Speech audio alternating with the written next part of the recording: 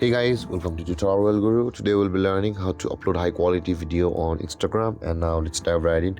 Now to upload high quality video on Instagram, first open up your Instagram app, and from over here guys, before we proceed, do make sure that your video is shot on a high-end device like a camera. But if you have captured your video through your phone, then make sure that your phone's camera settings are in the highest quality possible.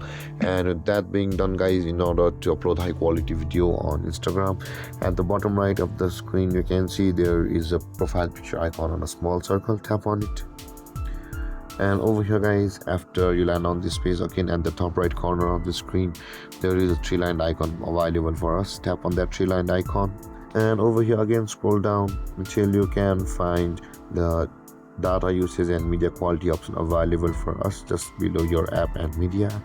Tap on data usage and media quality, and over here you can see guys at the bottom of the screen it says the upload at highest quality option available for us.